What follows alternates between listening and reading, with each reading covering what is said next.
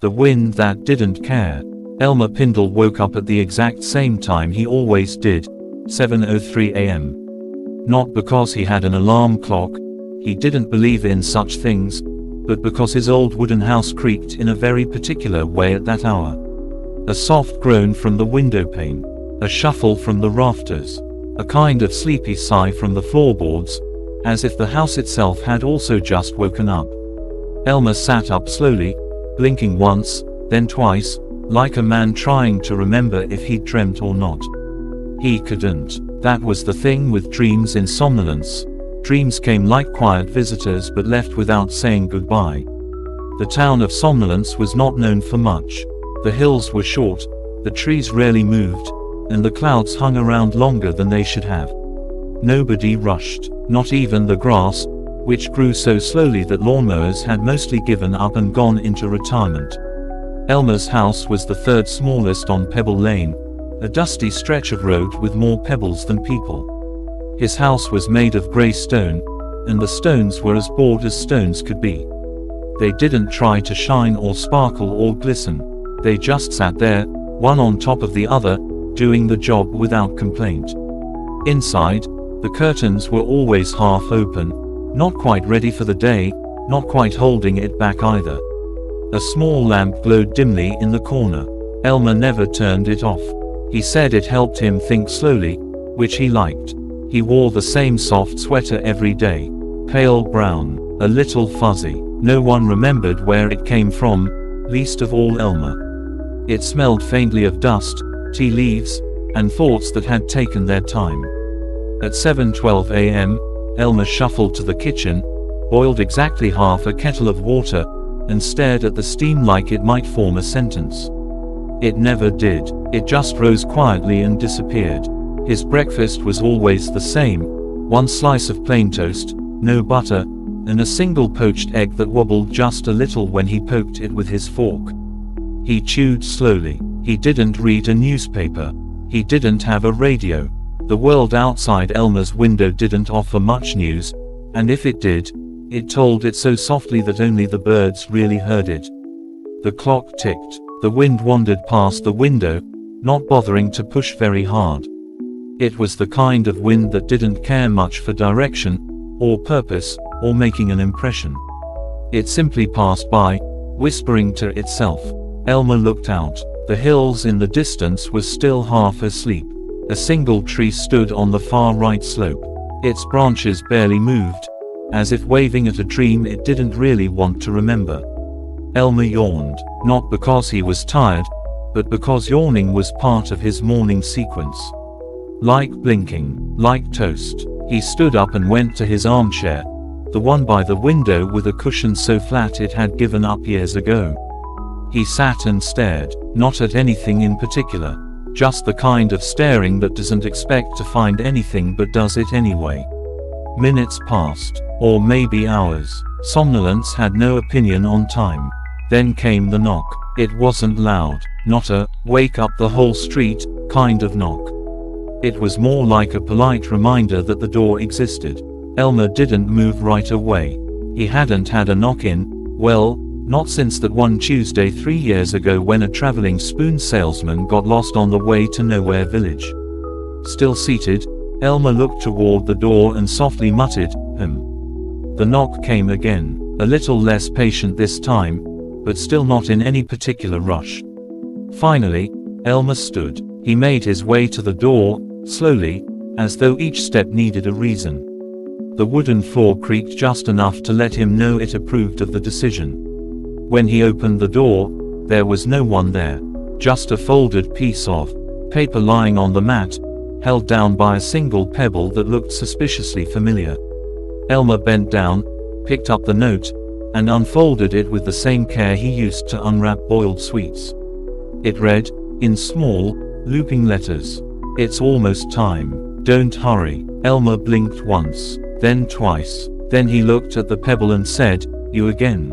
He placed the pebble on the windowsill, where all the other strange pebbles had gone. 13 of them now, each one smooth, grey, and exactly the size of a thimble. None of them ever explained themselves. He looked back at the note. It didn't feel urgent. Nothing ever did in somnolence.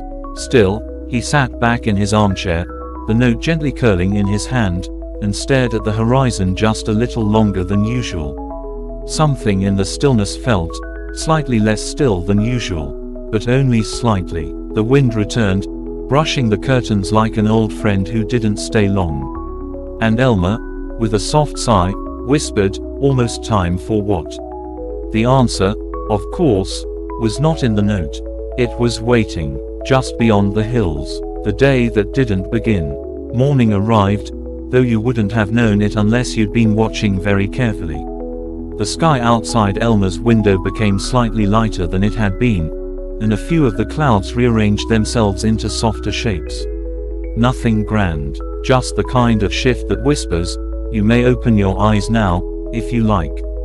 But Elmer didn't. He sat in his chair, just as he had the night before. His eyes remained open, though not sharply. He wasn't staring at anything in particular, just letting the window exist in front of him, like a page in a book that didn't need to be read to be understood. The note still rested beside him on the arm of the chair. You remembered. It had no signature. He hadn't needed one. Outside, the dirt path had collected a few fresh footprints overnight. None of them were his. One looked like it might have belonged to a fox. Another might have been the wind playing a trick with the leaves. He stood, eventually, not because he had somewhere to be, but because the floor had begun to wonder if he was still using it. His slippers waited at the edge of the rug like they always did, and when he slipped his feet inside them, they made a soft, satisfied sound, like warm bread when you tear it open. He shuffled to the kitchen. Not to make tea. Not yet. Just to be in the kitchen. The kettle sat where it always had, beside the faded blue mug with the crack near the handle.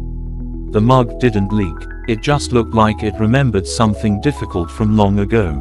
Elmer picked it up and poured himself water from the small jug beside the sink. No boiling, no bags, just water, room temperature, because that was the temperature everything seemed to be now. He took it back to the window, sat again, sipped. Outside, a small bird landed on the fence post. It didn't chirp, it didn't fly away, it just turned its head once to the side, as if looking through the glass at Elmer, and then looked away, satisfied. A slow hour passed, maybe two. Elmer stood again. He walked to the coat hooks. The second hook still held the cardigan. He touched it lightly, then took it down, folded it gently over his arm, and carried it to the wooden chest by the wall. The chest didn't usually hold anything important. A few old scarves, a pair of slippers that were never quite comfortable. Today, though, it held something else. Inside, nestled beneath a folded blanket, were the pebbles. Not physical anymore, just the idea of them. Each one softly humming without sound, glowing without light, resting in perfect stillness. He placed the cardigan over them like a coverlet, then closed the lid. It latched with a click quieter than a blink. Then he turned to the window again. The sky hadn't changed, but the feeling in the air had grown deeper, like a room that had been dusted just enough to make it familiar again. He walked outside. The bench was gone, not missing, not moved, just finished. In its place was a ring of clover, soft green, brushed with white flowers too sleepy to open. He stepped into the circle and sat down on the ground. The grass was cool. The earth below hummed softly, like something in a dream waiting to continue. And Elmer, for the first time in a very long time, closed his eyes. He didn't fall asleep, not exactly, but something around him did. The wind, the trees, the light, the space between thoughts. And that was enough. The sleep that woke the garden. Elmer's eyes stayed closed longer than usual, not in the way people sleep, but in the way someone rests after realizing they no longer have to carry a heavy bag they'd forgotten they were holding. The clover beneath him cushioned his weight as though the ground had been practicing for this moment. Nothing moved around him, and that was exactly how it was supposed to be. When he did open his eyes again, the sky was still soft, a mix of grays and cotton blues. But the shapes above had changed, not into clocks or clouds or faces, but into gentle spirals. Like the swirl carved into the first pebble. He sat up, slowly, brushing a bit of clover from his sleeve. Where the bench had once been was now a soft indentation in the earth. Not hollow, just slightly lower than the rest, like something had bowed its head for a very long time and then politely stepped away. Elmer stood. A new path had appeared.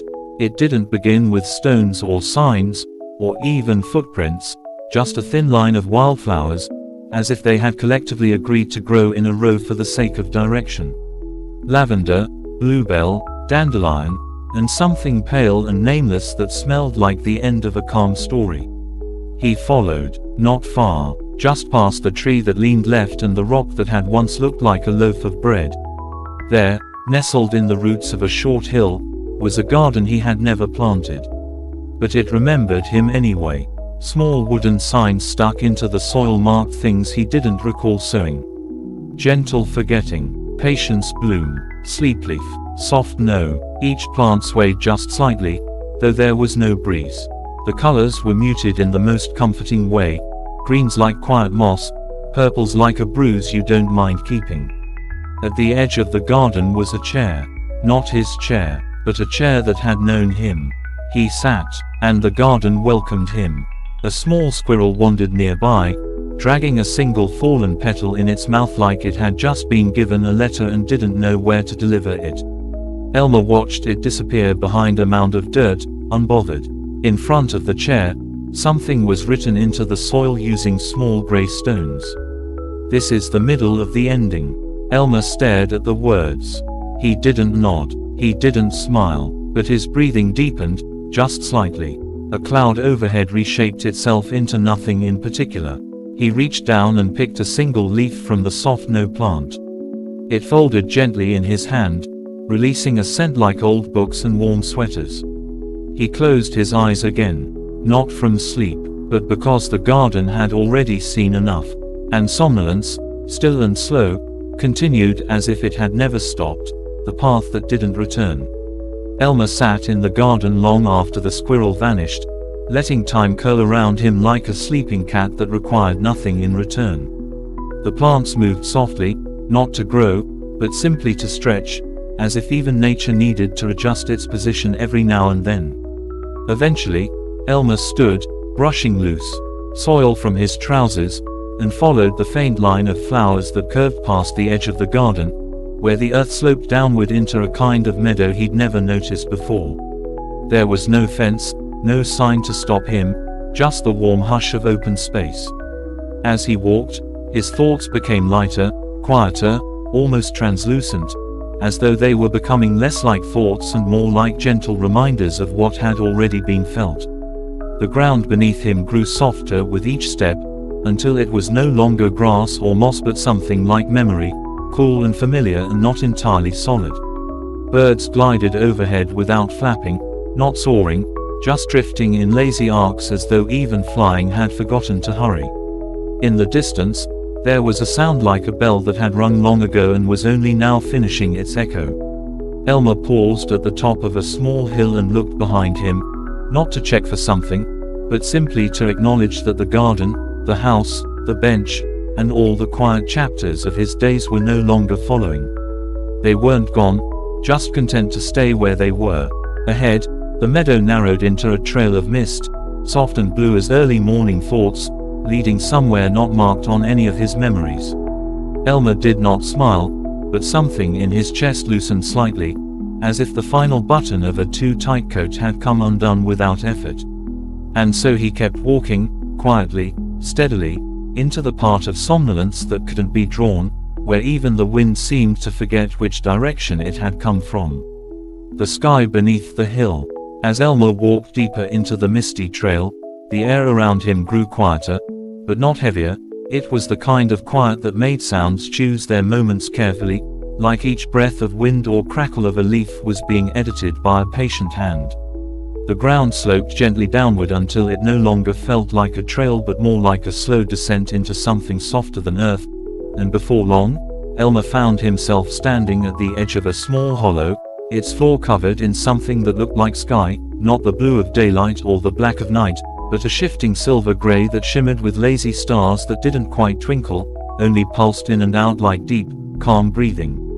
He stepped onto it without hesitation, and it held him, not like a surface, but like an idea that had decided to support weight for a while. In the middle of this sky floor sat a circle of stones, each etched with curves and marks he didn't recognize, but somehow knew had always been familiar.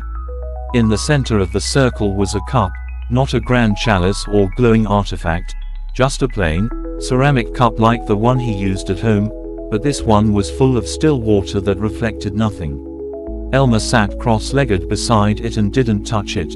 He didn't need to. The stillness of the cup matched the stillness within him, and for a moment, it felt like the world had curled up beside him and fallen asleep. Overhead, the stars pulsed slower, and the air folded itself into smaller and smaller silences, until Elmer could no longer tell if time was passing or simply pausing to rest. A faint hum rose from the stones, not music, not words, just a suggestion of something being remembered. Elmer closed his eyes, not to shut the scene out, but to allow it in more completely. And as he sat there, the silver gray beneath him deepened just a little, like a sigh that had been waiting centuries for someone to finally sit still long enough to hear it. The cup that wasn't empty. Elmer remained seated beside the cup as the stars beneath him dimmed and swelled like waves that had forgotten how to crash, and after a time, though time had become more of a texture than a measure, he reached out and gently touched the rim of the cup, not to lift it, but to see if it was real or just a very convincing idea, and the moment his fingers made contact, the water inside shimmered once and slowly began to rise, not spilling, but lifting into the air in a perfect, silent column. The column did not stretch far, just high enough to become level with his eyes, where it began to swirl slowly, taking on the shape of something that wasn't quite a face and not quite a memory, but something between them, soft and familiar, like a voice you heard only once in childhood but never forgot. The water spoke, though not with words or even sound, more with presence, saying, "You've gone far enough forward to begin going back." Elmer nodded once, not to agree but to acknowledge, and the water began to collapse gently back into the cup, rippling without making a single drop fall. Around him, the stones had warmed, and faint lines of light had appeared between them, forming a pattern that resembled both a spiral and a map, though it pointed to nowhere in particular. He stood slowly, brushing invisible dust from his lap, and looked upward, not expecting the sun or moon or anything bright, but simply curious, and saw above him a ceiling of mist beginning to part, revealing not sky, but a reflection of the very same hollow he stood in, as if the world had curled in on itself and was now watching gently from both above and below. The path behind him had vanished, replaced with more of the star-silver ground, and ahead of him was a doorway, not tall, not wide, just the right size for someone who didn't mind stooping a little to step into something new. Elmer took one final glance at the cup, which was now completely still again, and stepped through the doorway without asking where it went, trusting that wherever it led, it would lead slowly, the hallway that forgot to end. The doorway did not swing or slide or creak, it simply moved out of Elmer's way as he stepped through, as if it had been waiting not to open, but to be walked past, and on the other side was a hallway that stretched neither far nor near, but existed just enough to keep him walking without wondering how long he had been doing so. The walls on either side were made of the same soft nothing that once filled his dreams, smooth and cloud-colored, occasionally flickering with faint glows like forgotten ideas brushing against the edges of his vision. He walked slowly, not because he was tired, but because there was no reason not to, and each step made a sound like a distant page being turned somewhere far away. As he continued, the air thickened slightly, not with heat or heaviness, but with familiarity, like walking into a room where someone you used to know had just left the scent of their coat behind. At intervals, little alcoves appeared in the walls, each holding a small object that didn't need to be explained, a tiny clock with no hands, a spoon wrapped in velvet, a feather tied to a stone with golden thread. Elmer didn't touch them, he didn't need to, because each one pressed softly against a memory he hadn't remembered he'd forgotten, and with each step, those memories grew not clearer, but quieter, like music played from the bottom of a well. Eventually, the hallway turned gently, not because it had to, but because everything curved in somnolence sooner or later, and around the bend was a chair, just one, placed beside a small window that looked out onto something that might have been the past, or might have been a memory pretending to be the future.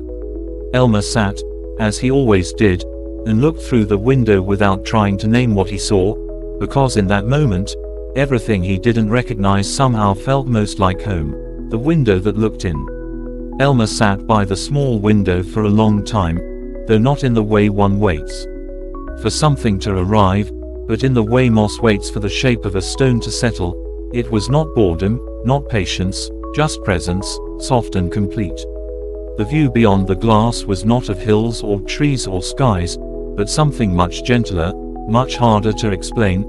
It was a swirling of faint colors and shifting shapes, not vivid like dreams or sharp like memories, but more like the quiet feelings that follow just after waking, when everything is still slightly undone and warm. The shapes moved slowly, not forming pictures, but impressions. One reminded him of a sock turned inside out, another of the scent of old pencils, and one, for a brief second, shimmered into the outline of a teacup resting on a stair Elmer never remembered placing it on. It was not a window looking out into the world. It was a window that let the world fold quietly into him, like steam curling into a cold room. The chair he sat in had no arms, but it held him well, the seat perfectly worn into the shape of someone who often sat and didn't leave in a hurry. He rested one hand on his knee and the other on the windowsill, and found, under his palm, a very small indentation in the wood, a shallow curve like the imprint of a marble long ago set there and forgotten. He traced it slowly with his thumb, and the warmth it gave off wasn't heat, but memory, the sensation of warm socks after a long walk, the weight of a cat on a quiet lap, the sound of his name said only once, but meant every time. Somewhere behind him, the hallway still waited, stretching and folding around him like a ribbon dropped into a puddle, but Elmer didn't need to go back, nor forward. This moment, this chair, this view was enough. Yet, as the window's colors continued their slow, swirling journey, he felt, not urgency, not even a pull, but a suggestion, that something was coming near. The air shifted, like someone turning a page in another room. He stood without thinking and continued down the hallway, which had grown narrower, though not uncomfortably so. The light dimmed to a shade that made every shadow look like it was listening. He passed another alcove, this one holding only a single mitten, frayed at the edge, and though he didn't touch it, his fingertips tingled slightly, as if the mitten had once caught a snowflake that never melted. Further along, the walls began to shimmer, not bright, not bold, just barely, like condensation collecting on the side of a quiet thought. And then, at the end of the corridor, not more than a few careful steps ahead, was a door, not large, not small, with a round brass knob and a single word carved in the wood above it, again. Elmer stood still, not to hesitate, but to allow the word to settle into him, the way dust gently lands on a windowsill. He placed his hand on the knob, which felt neither cold nor warm, and slowly, with no ceremony, turned it. The door opened, not into another room, but into something softer than space, deeper than time, something that hummed with a kind of silence you only hear once you've truly stopped listening. Elmer stepped through, and the door closed behind him, not with a click, not with a thud, but with the sound of a sentence finally finishing, and deciding it didn't need to be spoken aloud, the place where things remember themselves. The moment Elmer stepped through the door marked again, the air folded gently around him like a slow exhale, and he found himself standing in a room that wasn't a room, a space that wasn't confined by walls or ceiling or floor, yet still felt enclosed, held, like a thought that had been carefully wrapped and stored away in the softest corner of the mind. The ground beneath his feet was neither earth nor stone, but something like woven dusk, a surface that shifted slightly underfoot, not to disturb his balance, but to remind him that walking was still a choice. Above him stretched a sky with no top, only layers of nearly forgotten feelings drifting like smoke rings. The first time he ever felt his name meant something, the feeling of warmth after standing in the rain too long, the hum of a refrigerator at 3 a.m. when you're not sure why you're awake. All of it wrapped around him gently as he walked, though he couldn't say where he was going, and the space offered no clear direction, no signs, no arrows, just a slow widening, as though the world itself was quietly letting him pass through. Shapes appeared here and there, never fully forming, like chalk sketches drawn and erased at the same time, a rocking chair, a half-played piano note, a scarf caught in the branches of a memory. And then, in the distance, not far, not close, he saw a table, low and wide, made of something impossibly smooth, like stone that had learned how to breathe. Elmer approached it without question, and upon it were objects, not strange or glowing or grand, but entirely ordinary. A key without a lock, a pair of glasses with no prescription, a crumpled envelope that looked exactly like the one he once meant to send and never did.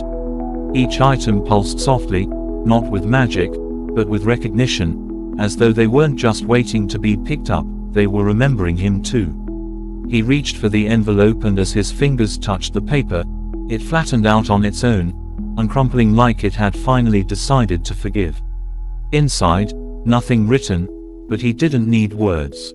It was the envelope that mattered, the act of having held it, lost it, and found it again. He placed it back down and continued past the table, into a soft opening beyond it, where the space began to glow gently around the edges, as if someone had drawn light in pencil and then smudged it lovingly with their thumb. There, seated on a large stone that resembled the shape of a closed book, was a small child, not Elmer, but someone with eyes shaped like his thoughts, gazing into a puddle that reflected not their face, but a memory of laughter that had never been loud. The child looked up at him and said nothing, but in the space between them, Elmer felt something return, not a detail, not a scene, but a sensation, being known. The puddle rippled without wind, and the reflection inside changed slowly into the room with the bench, the dial, and the soft hush of forest that had once been his beginning. Elmer kneeled beside the child and watched the image settle. "Do we go back?" he whispered, not sure if he meant it as a question or a statement. The child reached out, touched the surface of the puddle with one small finger, and the image faded, replaced now by nothing but soft gray. "Not back," the child said quietly, "just further in." Elmer nodded, not in understanding, but in acceptance, and the sky above shifted slightly, as if moving closer to the ground, wrapping them both in something that didn't need a name. He stood again, the child vanishing without walking away, and continued into the grayness, which was no longer empty but full of softness, and with every step, the things around him didn't disappear, they simply remembered themselves, and in doing so, no longer needed to stay. The room that waited without walls. Elmer walked through the gray not like someone searching, but like someone being slowly invited into a place that had been saving a seat for him long before he'd ever begun walking. The air grew thinner and kinder, more like a blanket than a wind, and as he moved forward, the grayness began to fold into color, not bright, not sharp, but the sort of color you see when your eyes are closed and the sun presses softly through your eyelids, not asking you to wake, just reminding you that something warm still exists on the other side of your skin. There was no floor now, only the gentle sensation of being held aloft by thought, by memory, or maybe just by the quiet agreement between a person and their past. Before him, something like a room began to form, not with walls or corners, but with presence, shaped by the simple gravity of belonging. In the center was a single chair, made of something soft and woven, like it had been stitched from strands of patient silence. Next to the chair stood a small shelf, and upon it, a teacup, his teacup, the one with the small chip near the rim, and a familiar crack that curved like a smile trying not to be seen. Without instruction, Elmer sat. The chair sighed a little beneath him, not in protest, but in recognition, and the teacup filled slowly with steam, though there was no kettle, no heat, only the warmth of something deeply remembered. He held the cup and breathed in, not to drink, but to let the scent of old mornings and long afternoons settle back into his bones. Around him, the space changed quietly. Photographs that had never been taken blinked into place, not with frames, not on walls, just drifting softly through the air, a hand reaching for another, a paper boat sinking gently in a puddle, the way someone once looked at him while waiting for the toast to pop. They weren't memories exactly, they were moments that had agreed to stay nearby. One by one, they dimmed and floated away, and Elmer felt no urge to follow them. He had already arrived. Somewhere above, though there was no ceiling, the faintest sound of wind chimes moved through the air, as if the wind itself had decided to sing just once, softly, and then rest. The shelf beside him held one more object now, a notebook, its pages blank but gently aged, the cover stitched with a familiar spiral. Elmer opened it, not to read, but to listen, and as he turned the pages, he began to hear things, not sounds, but thoughts he hadn't thought in years, drifting gently across each page like watercolors soaking into old paper. Words appeared. "You are not the story. You are the reader who stayed." He smiled, just slightly, and set the notebook down. The cup had cooled. The light had dimmed. The room no longer needed to hold him, and so it gently began to release.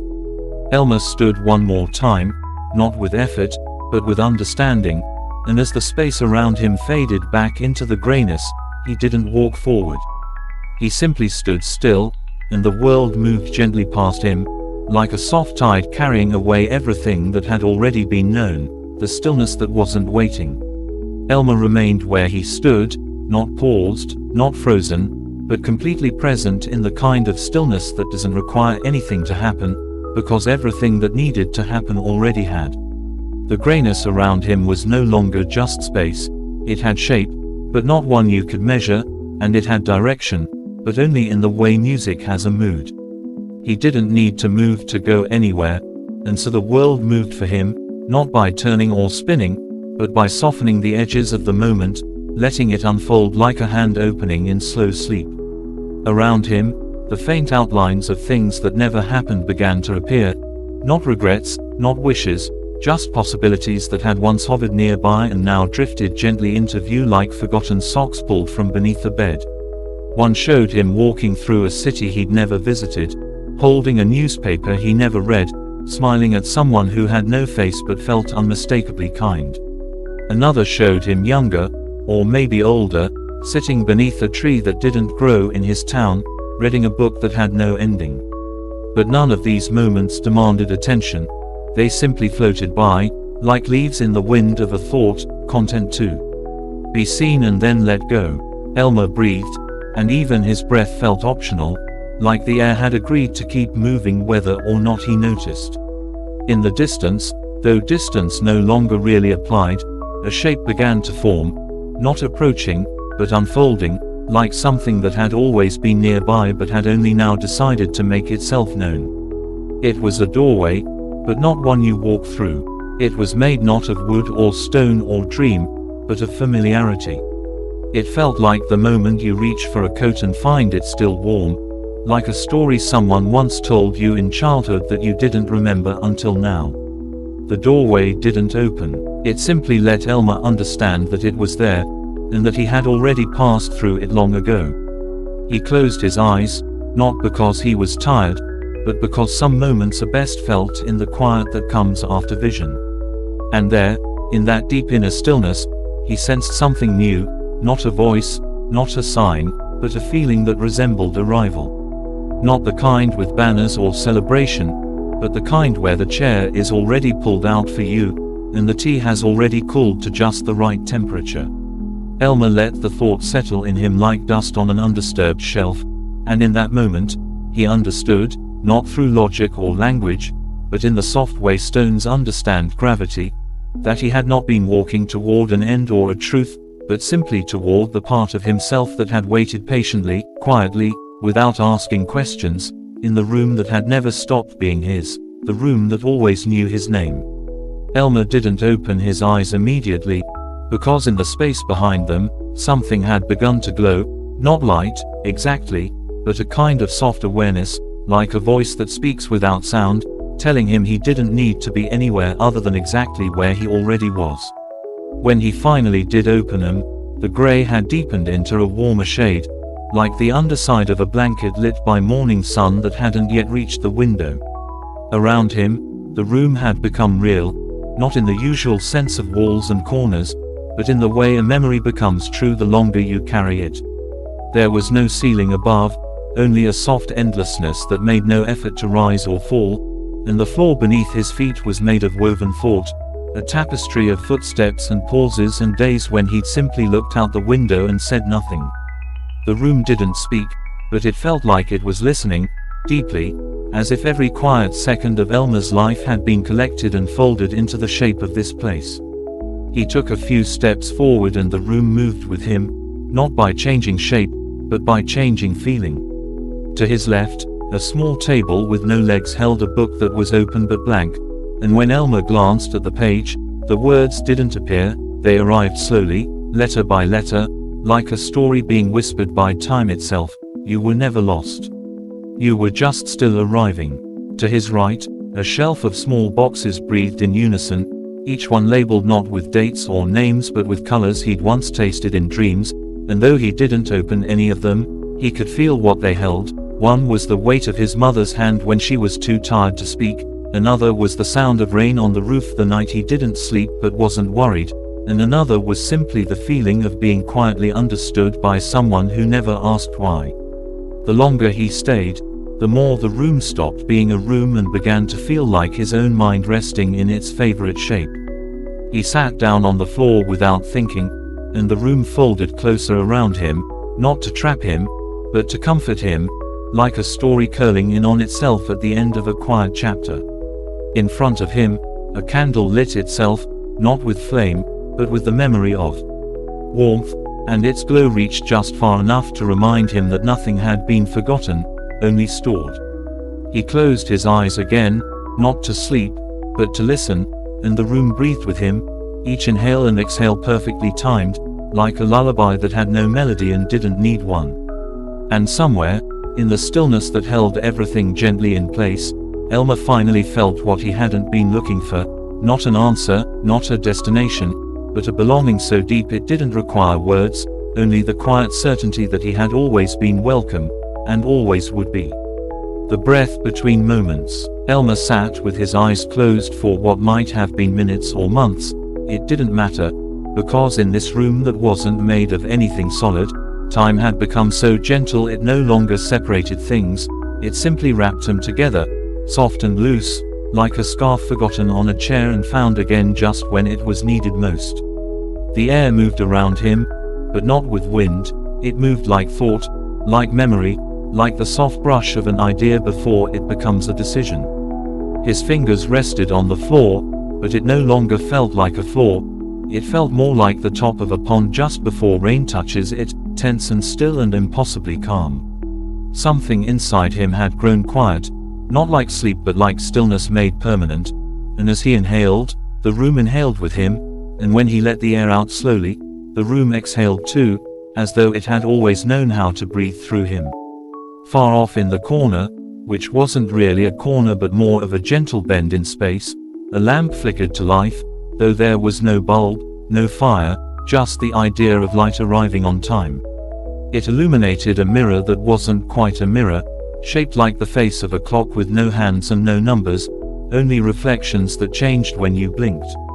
Elmer stood slowly and approached it, not expecting to see himself, but curious to see who might be waiting. What stared back was not his face, but the face of someone who had carried every quiet moment, every overlooked kindness, every forgotten hour of peace like a small stone in a coat pocket, and it smiled, not with lips or eyes, but with the gentle grace of something that had never needed to be explained. He reached toward the mirror and the surface rippled outward, like calm water being remembered, and in its center appeared a small spiral, turning slowly, not to hypnotize, but to remind. He stepped closer, and the ripple pulled back, drawing the spiral into the shape of a window, not to the outside world, but to all the versions of his life that had never needed to be lived to be loved. He saw a version of himself who had stayed, and one who had left, and one who had done nothing at all but sit and wonder, and all of them looked at him as if to say, "We made it here anyway." Elmer breathed again, and this time, it felt full, not in his lungs, but in his whole self, like something returning that he didn't know had ever gone missing. He touched the surface of the mirror and it faded, not disappearing, but becoming part of the air again, satisfied it had been seen. He turned, and the room had changed, not dramatically, not urgently, just gently shifted into a new shape, the way a conversation changes when both people finally understand. The chair was gone, the shelf was gone, but the warmth remained, and so did Elmer. Not waiting, not moving, just there, in the breath between one quiet truth and the next, the silence that held its shape. The warmth lingered around Elmer like the soft edge of a story that doesn't want to end, not clinging, not holding him back, but staying close enough to remind him that stillness, too, could be a companion. As he stood in the room that had become less of a room and more of a feeling, he noticed. The silence, it wasn't empty or uncomfortable, but full and shaped, like the space inside a seashell that remembers the sound of the ocean even when the tide is far away. He took a slow breath and felt the air respond, folding into him as gently as the pages of an old book falling shut after a long pause. The world around him had stopped trying to be anything. It simply was, a space suspended between memory and moment, where the past no longer pulled and the future no longer pressed. To his left, where there had once been a shelf or a table or something useful, now stood a tree, not tall, not blooming, but calm and present, with bark so smooth it looked like silk, and branches that grew not upward, but outward, curling around the quiet like arms embracing sleep. Each branch held a small object, a string, a single earring, a folded receipt, the corner of a photograph, items so ordinary they might have been forgotten if they hadn't waited so patiently to be remembered. Elmer stepped forward, his feet making no sound, and placed his hand gently on the base of the tree. It didn't move, it didn't glow, but beneath his fingers, he felt a soft pulse, like a memory breathing in the soil. He closed his eyes, and behind them, the tree whispered, not in words, but in images, the clink of dishes in a sink long after dinner, the weight of a blanket pulled up by someone who thought he was already asleep, the soft scratch of a pencil drawing circles in the corner of a page. These weren't memories he had chased, they were ones that had waited. And now, without fanfare or demand, they were ready to be released. The branches shifted ever so slightly, not dropping their items, but slowly absorbing them, like thoughts returning to the mind that once let them go. Elmer stepped back, and the tree softened into the air, becoming part of the space once more, and the silence wrapped around him again, not as absence, but as fullness, a silence so complete it sang. In that moment, he knew that there was nothing left to retrieve, nothing left to collect or fix or organize. Everything that mattered had already happened, or would happen in the quiet ways that don't need attention. He sat on the floor, not out of tiredness, but as an offering to the stillness, and let the silence hold its shape around him like a cocoon made of nothing but understanding. And as he breathed, the space breathed with him, folding gently inward, not to close, but to rest, because some stories don't end, they simply fall asleep beside you, the dream that stayed awake. Elmer sat within the soft silence, and slowly, without sound or urgency, the air around him began to feel more like thought than atmosphere, thin, weightless, humming faintly with the hush of something not quite asleep, not quite awake, as if the space itself had decided it didn't need to choose between dreaming and remembering. The stillness didn't press against him, it settled through him, as though even gravity had forgotten its job and chosen instead to simply accompany him. Time, whatever remained of it, stretched out like a slow ripple in a puddle untouched by wind, and Elmer began to feel the difference between quiet and peace. He closed his eyes, not to block anything out, but because inside the darkness, something gentle waited. There, behind his lids, unfolded a dream, but it wasn't like other dreams, not built from wild logic or flickering scenes, not random or surreal, it was steady and calm, shaped like a hallway made of folded laundry, like a thought that had decided to become a room. In the dream, he was walking through a house that felt built from pieces of every place he'd ever been happy without realizing it, chairs with sun-warmed cushions, the smell of pencil shavings and toast, a clock that didn't tick but simply glowed faintly to say, "You're on time." He moved through doorways where coats still hung on hooks waiting for weather that would never come, and each room greeted him with small, familiar echoes, the sound of someone breathing in another room, a soft hum with no melody, the slow creak of a door not quite closing. Nothing called to him, nothing pulled, and yet, everything felt like it had been hoping he'd come back. At one point in the dream, he found himself in front of a mirror again, not like the one from before, but smaller, hand-sized, tucked into a drawer he didn't remember opening. It reflected no face, only light, soft, golden, shaped like kindness. And he understood then that the dream wasn't leading him anywhere, it was letting him stay. He opened his eyes and was back in the room that still wasn't quite a room, with no borders and no ceiling, just the echo of that dream lingering like steam in the air. He smiled, faintly, almost unknowingly, and felt the dream stay with him, not fading, not slipping away as so many dreams do, but curling into a quiet corner of his breath, choosing to remain. And so Elmer stayed too, not trapped, not lost, just still, resting in the place where dreams didn't end and memories didn't fade, where everything gentle had gathered to wait for someone who finally remembered how to sit long enough to notice it, the floor beneath the thought. Elmer didn't move for a long time, but the room, or the space, or the idea of space, didn't mind. It held him with the same patient grace as a book half read and resting open on a windowsill, content to wait as long as it needed. Around him, the air thickened just enough to carry shape without becoming heavy, like the feeling of standing in a familiar room in complete darkness, recognizing everything not by sight, but by closeness. Beneath him, the ground began to change, not visibly, but sensibly, the way an old rug shifts beneath your feet after years of always being in the same place. It was not earth, or wood, or fabric now. It was memory, pressed flat, layered like pages from a notebook that had never been written in but had always been carried just in case.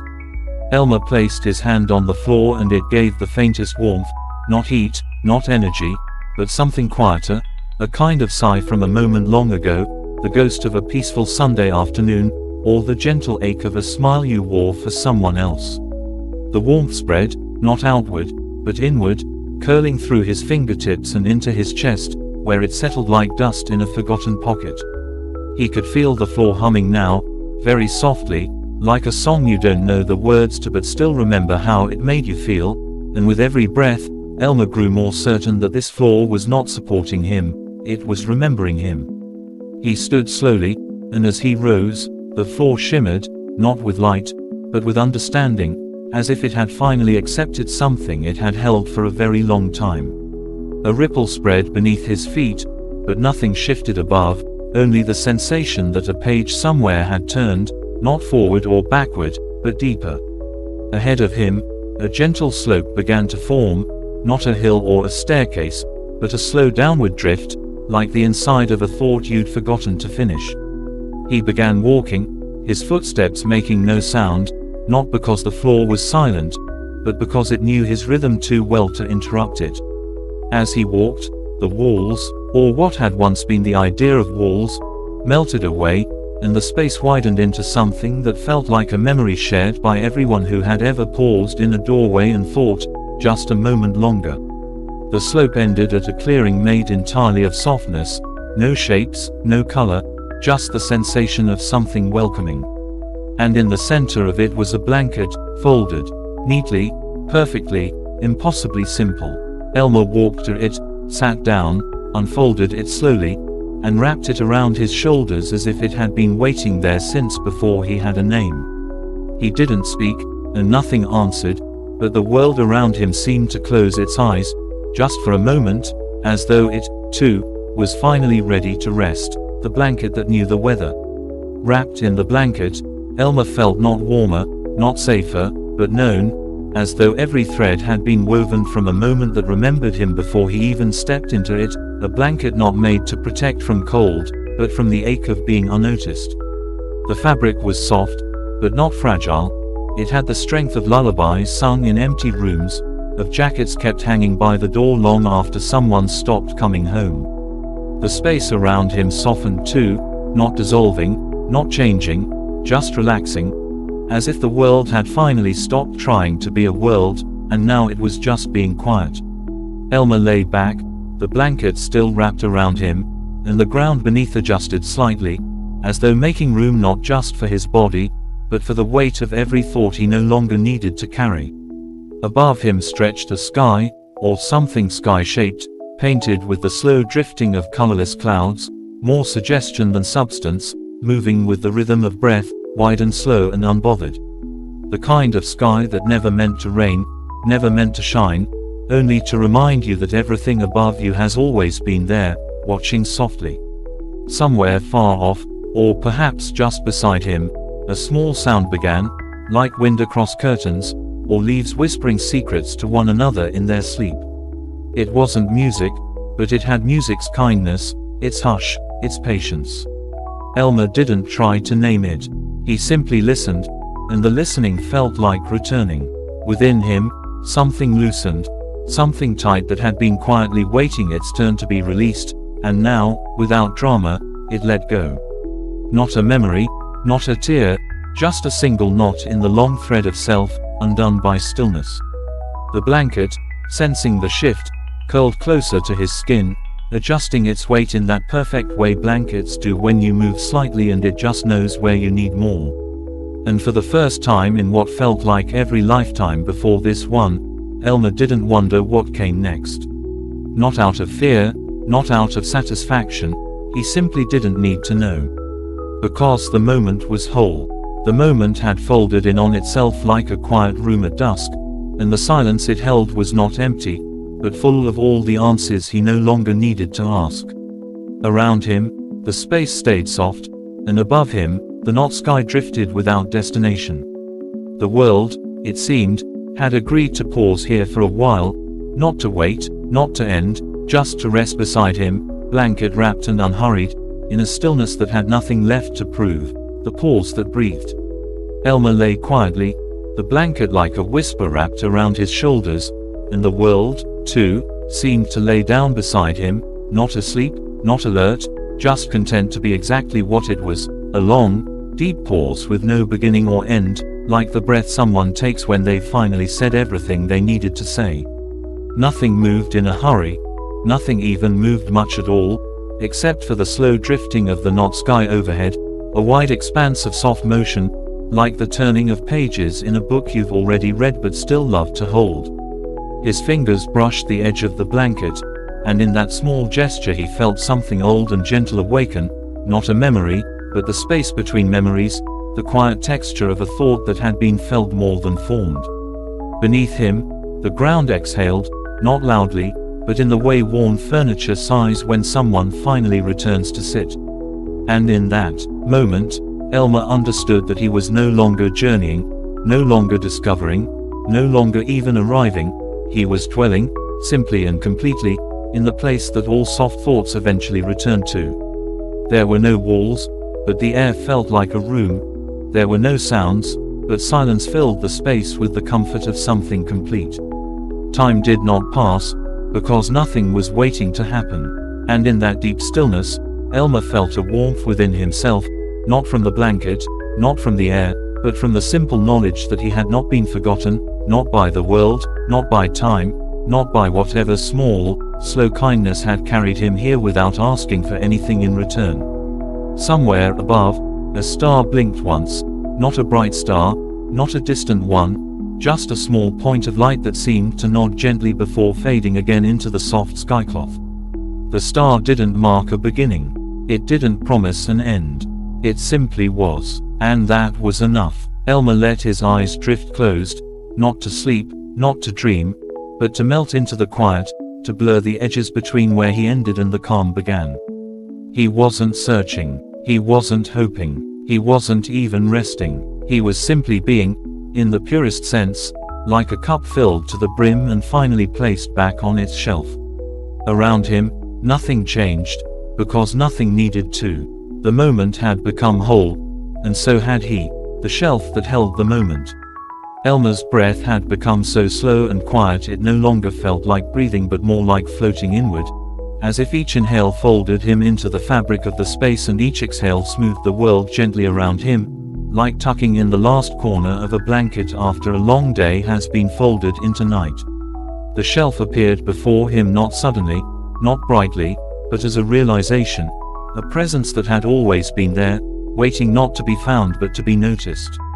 It held no books, no objects, no dusty mementos of life once lived, but instead a series of perfectly shaped spaces, like empty picture frames that whispered of everything they once held, or could still hold, if only remembered softly enough. Each slot was carved with care and curved like the edge of a teacup, and as Elmer looked closer, he began to feel, not see, not hear, but feel, what had rested in them, moments too small to be stories, too quiet to be memories. One space had once held the sound of a spoon being stirred slowly in the early morning. Another had held the warmth of socks just pulled from the sun. A third had held the silence of someone sitting nearby, doing nothing but existing exactly when he needed them to. None of these were grand. None of them were urgent. But together, they built the quiet architecture of comfort, the subtle backbone of being. Elmer didn't reach out. He didn't need to. The shelf wasn't a museum. It wasn't asking to be explored. It was simply showing him that nothing had ever been wasted. Every pause, every sigh, every blink of slow thought, it had all been held somewhere, stored with care in a place that required no lock, because nothing in it was in danger of being lost. The longer he stood before it, the more the shelf seemed to mirror his own stillness, curving gently inward, not to enclose, but to rest alongside him. Behind him, the night sky remained unchanged, and beneath his feet, the floor of memory hummed faintly, like a cat curled up in thoughtless sleep. Elmer smiled without realizing it, a smile that carried no reason, no punchline, just the soft satisfaction of knowing that he didn't have to understand every piece of the world for it to have understood him. The shelf shimmered once, not to disappear, not to dazzle, but as if bowing, in gratitude, for simply being noticed. And then it folded back into the space, not leaving, just no longer needing to be seen. Elmer turned slowly, and the room welcomed the motion without echo or change, as if saying, "You can stay or you can go, but either way, you're already here." And for Elmer, in that long and lovely moment, that was more than enough, the light that didn't shine. Elmer took a few steps forward, not because anything called to him, but because the moment itself shifted slightly, like a blanket being gently rearranged in sleep, and his body, still wrapped in the weightless warmth of the now vanished blanket, moved with it as naturally as a leaf turning in slow water. Ahead, the air began to glow, but not with brightness, not with the kind of light that chases away dark corners or demands to be seen. It was a kind of light that didn't shine so much as settle, like the afterglow of a thought that was never spoken but deeply felt. It gathered not in beams or spots, but in the space between spaces, in the curve of nothing where something once waited. Elmer stood still and let it come to him, this light that didn't ask, didn't illuminate, but simply was, and the longer he stood there, the more he realized it wasn't light at all, not in the way eyes understand. It was recognition, the silent click of presence meeting presence, like a key being returned to the palm it was shaped for. Around him, there were no objects, no trees or mirrors or doors, only the soft hum of awareness that asked nothing and gave everything. In this place, even gravity had chosen to rest, and though Elmer remained on the ground, it felt more like being remembered than being held. A gentle warmth pulsed through his chest, not from fear or joy or memory, but from an impossible calm that came when even the questions had fallen asleep. He did not speak, because language had quietly stepped aside, knowing it was no longer needed. Instead, Elmer simply breathed, and each breath felt like a chapter closing without a sound. Somewhere within the glowing hush, a shape appeared, not solid, not moving, just there, a doorway without a frame, a passage without a path. It did not open, because it already was open. It did not lead anywhere, because in this place, everything was already here. Elmer took one step toward it, and the world folded with him, not behind him, not away from him, but around him, like a yawn curling into the final moment of waking. The light, if it could still be called that, drifted into him now, not like fire, but like permission, soft and full and endlessly gentle. And as Elmer stood at the threshold, not leaving and not arriving, he felt something absolute within him. He had not wandered here. He had been invited, by time, by stillness, by the very idea of rest. And in the pause that followed, nothing changed, because at last, nothing needed to, the place that didn't begin. Elmer lingered at the threshold where the doorway wasn't a doorway and the light wasn't really light, and for a moment, though it could have been an hour or the stretch of an entire lifetime, he simply stood, not in hesitation, not in fear, but in the quiet balance of someone who no longer needed to go forward or backward, because the difference between movement and stillness had dissolved.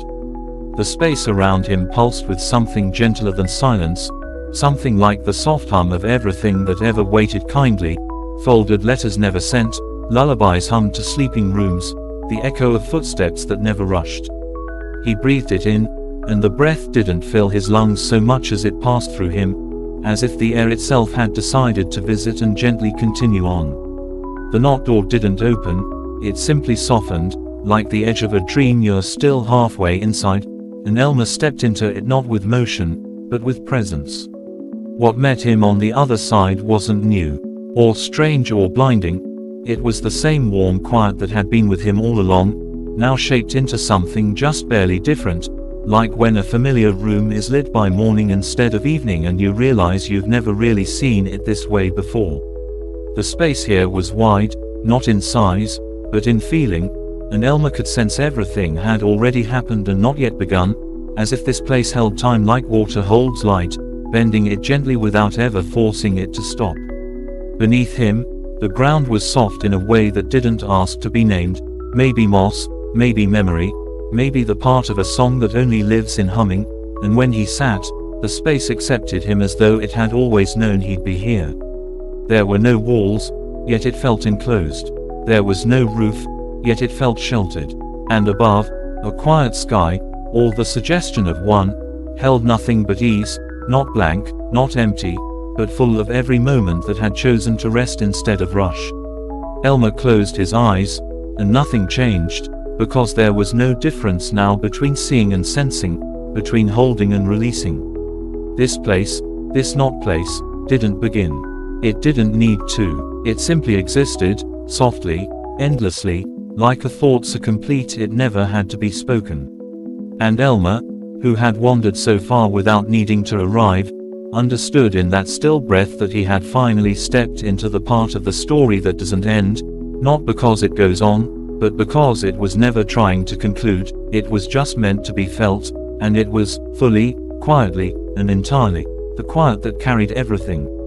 Elmer remained seated in the space that had no edges, no beginning, no need to define itself, and as he sat, he felt not like a guest or even a traveler, but like a part of the place itself, like a stone resting where it always meant to rest, not placed, not thrown, just naturally there.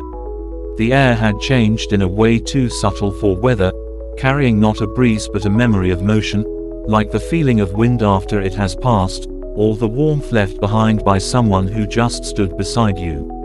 Nothing moved around him, yet everything felt in motion, the gentle, endless kind, the way stars drift over lifetimes or dust settles in sunbeams or someone's name echoes silently in your mind for no reason at all. Elmer leaned back slowly, his palms meeting the soft ground, and he gazed upward, not looking for stars or sky, but simply letting his eyes rest where vision no longer had a job to do. And up above, or maybe within him, colors began to unfold, colors with no names, only feelings, the color of waiting patiently without worry, the color of laughter that never needed to be heard out loud, the color of waking up without opening your eyes. The longer he watched, the more he understood they weren't appearing. They had always been there, waiting for the noise to settle, for the rush to quiet, for the story to soften into a breath. And now, with nothing left undone, the quiet around him began to hum, not with sound, but with fullness, like a room that's held too much love to echo. Somewhere beyond the night sky, a light began to return, not to illuminate, but to remind him that even silence has a heartbeat, and it had been pulsing with him the whole time. Elmer didn't smile, not because he wasn't happy, but because joy no longer needed expression here. It simply settled around him like mist around a mountain. He closed his eyes, and behind them, he felt everything: the warmth of blankets on rainy days, the stillness of waiting for bread to rise, the long pauses between words when nothing needs to be fixed. He had found, at last, the quiet that didn't hide, the calm that didn't ask questions, the moment that didn't lead anywhere because it already held everything. And Elmer, without needing to know how or why or what came next, let the quiet carry him, not away, not forward, just gently, endlessly inward, into the softest part of the story that had always been his, the echo that never left. Elmer drifted deeper into the stillness, though by now the word drifted didn't quite fit. It wasn't motion in the way a leaf falls or a thought passes, it was more like melting, more like being absorbed by peace itself, the kind that asks for nothing and gives everything back just as softly as it arrived.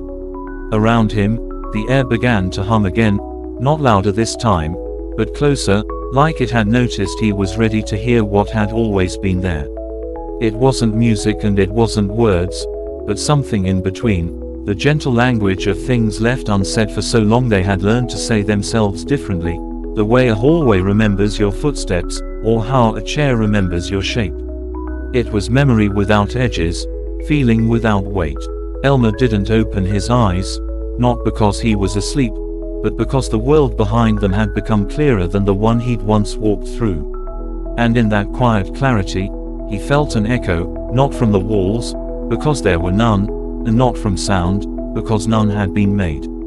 It was the echo of presence, of having been somewhere so fully that the space still whispered your name even after you were gone.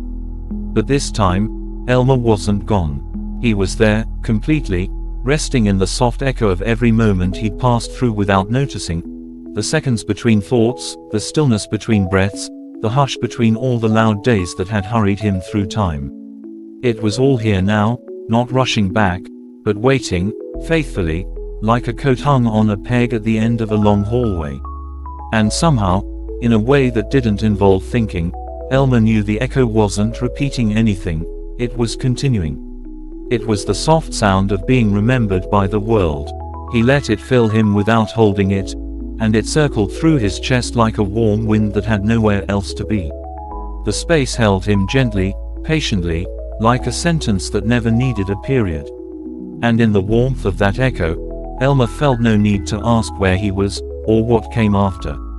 The moment held him. The quiet recognized him. The story, without turning a page, simply kept breathing, the stillness that grew. Elmer stayed within the echo that wasn't sound but something softer, something more like breath that had forgotten where it came from and didn't mind, something that didn't pass through him but settled inside him, gently unfolding like a paper crane left on a quiet windowsill. The space around him had grown wider again, not in size but in welcome, expanding the way a sigh does when it's finally released after a long-held pause. It no longer felt like a room or a place, it felt like the inside of waiting, the tender atmosphere that lives in long silences between people who understand each other without speaking. Elmer lay still, not from tiredness but from a kind of stillness that had roots now, that had stretched down into whatever floor was beneath him and had started to grow, not upward, not outward, but deeper, into the untouched part of his being where even dreams had forgotten to reach. There was no light above him, and no dark either, just a soft, neutral glow that felt like the color of breath before it turns into words. His fingers rested beside him, his body fully at ease, as if gravity itself had decided to let go for a while. A faint shimmer moved through the space, not visible, not loud, just a ripple of recognition, like someone silently nodding across the room without needing to speak your name. Elmer felt something rise within him, not emotion, not memory, but something earlier than both, something like presence. Learning how to smile. There were no instructions here, no tasks, no doors to open, no puzzles to solve. The story wasn't waiting to be turned, it was simply being. Around him, the air folded slowly, like a blanket that had never forgotten how to comfort. Beneath him, the ground became softer still, not like a bed or a nest, but like the middle of a hug you never had to ask for. The stillness didn't hold him still, it grew him still, like a plant grows tall from the patience of soil. And Elmer, held entirely by the hush, realized for the first time that this place, this pause, this softness, it didn't need him to understand it. It only needed him to be exactly as he was, in a moment that asked nothing, required nothing, promised nothing, and yet gave him everything without ever needing to say so. The ground that remembered. Elmer no longer questioned whether he was moving or staying, whether he was part of the space or simply resting within it, because the difference had long since faded into the same warm rhythm that beat beneath everything now, a quiet pulsing that didn't push or pull, only reminded, gently, that being here was enough. The ground beneath him had become more than ground, it was a keeper of things, not secrets or memories, but feelings so small and deep they never learned to speak, the kind that settle into corners of days and stay there without being noticed, the weight of a loved one's coat draped over your shoulders, the comfort of sitting near someone while doing nothing, the quiet agreement between two people sharing silence. It didn't hum, it didn't shine, it simply remembered, and it let Elmer rest on it as though he'd always belonged there, as though every footstep he'd ever taken had been gently leading him here, without him knowing it. He lay back, slowly, without thought, his body folding into the surface like a sigh finding its home, and as he closed his eyes, the ground held him not as an object, not even as a visitor, but as one of its own. The stillness grew thicker, but never heavy, more like fog that hugs instead of hides, wrapping him in something that felt like understanding too complete to explain. He no longer needed dreams, because the moment itself was more dreamlike than any dream had ever been, and yet more real than any memory. Above him, or maybe within him, something soft began to glow again, not a light, not a presence, just a warmth that made no sound and asked no attention. He felt it settle on his chest like a quiet hand, a presence that didn't belong to a person but to a feeling, the feeling of being watched over without being watched, loved without being asked to perform, accepted without needing to arrive. The ground breathed once beneath him, just once, and Elmer breathed with it, not in harmony, not in rhythm, but in unity. And in that moment, if this could even still be called a moment, he understood with a clarity so soft it never even formed into words, he was not falling asleep, and he was not waking up. He had simply become still enough to feel how deeply the world had always been holding him, the moment that waited. Elmer felt himself melt further into the quiet, but even melting was too active a word now. What he felt was more like settling into something that had been shaped for him long before he knew he would need it, as if time itself had gently carved out a space in the world and left it untouched, just in case he ever got tired of searching. There was no pressure, no invitation, no whispering promise of what came next. The moment simply existed, thick with peace, a kind of stillness so whole it didn't bother to hold its breath. Around him, the space no longer felt like space, because there was nothing to measure, no before or after, no near or far, only the presence of presence itself, like the feeling of a room when someone kind is in it, even if they say nothing. The warmth remained, not growing, not fading, but steady, like the kind of warmth that comes not from the sun but from belonging, and Elmer could feel it in his chest now, pulsing gently, not like a heartbeat, but like a memory that had finally forgiven itself. He did not move, and the world around him did not ask him to. Instead, it stayed exactly as it was, soft, open, and complete, like a book with the last page turned but never closed, because the reader doesn't want the story to stop breathing. And in that deep breath of the world, Elmer felt the full weight of time not as a burden or a force but as a companion, Time had waited for him, patiently, kindly, never hurrying him, simply holding space until he could arrive without rushing. Even his thoughts had grown quiet now, curling up like animals finding sleep, and there was nothing left inside him but a sense of gentle being, as if the story had folded into itself and made him part of its final sentence. He did not know how long he stayed there, because long had lost all meaning, and so had stay. He was not staying or going or arriving, he simply was, in a moment that had always been waiting for someone to notice it. And as the quiet deepened around him, not darker, not wider, just more present, Elmer let go of the last small thread of needing to name where he was or why he had come. The moment knew, the ground remembered, and he, wrapped in it all, became the breath of stillness itself, the ending that stayed open. Elmer did not open his eyes, because there was nothing left to see. Everything that mattered was already here, within and around him, in a stillness so full it hummed without sound, like a room filled with the presence of something kind that had never needed to announce itself. He could feel the space breathing with him, but not in a way that separated them.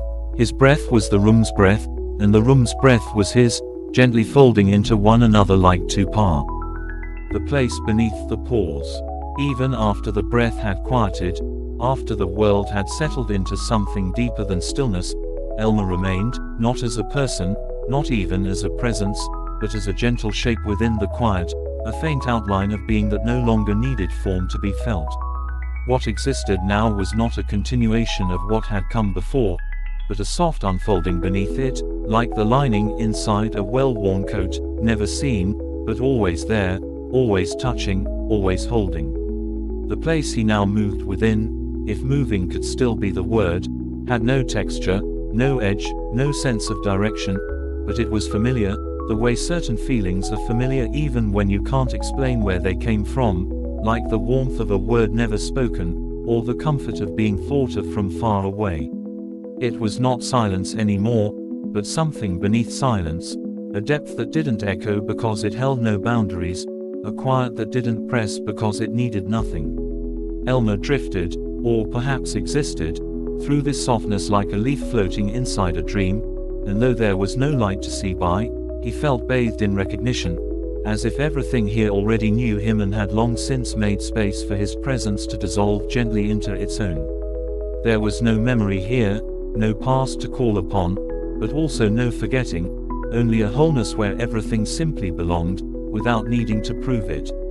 And in that vast hush, a pulse remained, not time, not life, but a slow rhythm that kept no pace, only presence. It was the rhythm of something sacred and nameless, the murmur beneath the murmur, the place beneath the pause. Elmer didn't think, didn't listen, didn't wait, he simply was, in a realm that asked nothing of him except to continue being soft. And as he settled into this foundation that felt like the base note of all things, the silent root of every breath ever taken, he knew, if knowing was still possible, that even after endings, there is still more quiet to become, the nothing that held everything. Elmer drifted deeper into the stillness that was no longer a place or a state but something softer, more absolute, like the pause at the bottom of a breath that never needs to rise again, or the moment after a story ends when no one speaks, because silence says more than words ever could. What surrounded him now wasn't air or light or dark, it was nothing, but not the kind of nothing that's empty or cold or lost. It was a full nothing, a quiet so complete it gently held everything without needing to show any of it. He didn't feel apart from it or inside it, he was it, a note absorbed into the hush that had always played beneath the louder sounds of life.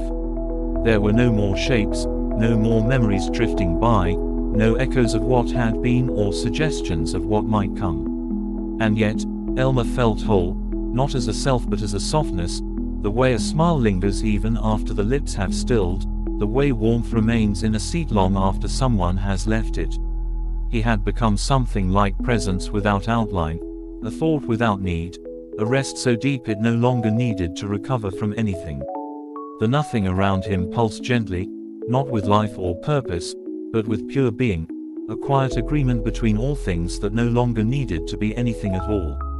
There was no tension, no waiting, not even calmness in contrast to unrest. It was the kind of stillness that didn't arrive, because it had never been away. And in that deep, unspoken vastness, Elmer felt something, perhaps the last thing he would ever need to feel, a final soft unfolding, as if everything that ever was had turned inward and found its center, and that center was rest, and that rest was him. Or maybe not him anymore, but just what was left when all stories had finally fallen asleep, the whisper after the rest. Elmer did not awaken, because there was nothing to wake from. The hush he floated within had moved beyond sleep and beyond thought, becoming something like the final exhale of the universe, gentle, complete, and so quiet it couldn't be heard, only felt. The nothingness that had held him didn't vanish, didn't deepen, it simply softened, like a whisper that doesn't come from outside but from somewhere inside the quietest part of yourself, the part that no longer speaks in words because it no longer needs to. There was no shape to this new presence, no edge to mark what was or wasn't Elmer anymore, and yet something remained, a whisper of him, perhaps, the idea of being held, the trace of rest so profound it left a warmth even after form had forgotten itself. It wasn't memory that lingered, and it wasn't awareness, it was something smaller, subtler, the same way the scent of old paper stays in the air long after a book has been closed. The whisper didn't carry meaning or music or message, but it curled softly around the nothingness like the final glow of coals after the fire has long gone to sleep. And in that glow, if it could be called that, was peace, not the kind that comes from stillness, but the kind that is stillness, ancient and wide and endlessly gentle. The story no longer moved, yet somehow it hadn't ended. It had just settled so completely into silence that only the whisper knew it was still unfolding, slowly, like fog curling through fields that no longer needed to be seen. Elmer, if he still was Elmer, remained part of that whisper, not separate, not alone, but dissolved into the last soft breath that stories take when they've stopped trying to be stories and have simply chosen to be. There was no more journey, no more pause, no more chapter to wait for. Only the whisper, continuing not forward but inward, like the quiet heart of everything that has ever rested without needing to return, the dream that never needed a dreamer. There was no longer a sense of Elmer being carried or resting or even existing in the way things are usually said to exist. What remained now was less a person and more a presence, a ripple in the quiet that had once been shaped like him, now folded gently into the vastness like a single note dissolving into a lullaby that no one remembered singing. The whisper from before had grown even softer, not disappearing, but becoming indistinguishable from the quiet it moved through, like the last trace of warmth in a teacup hours after it was set down.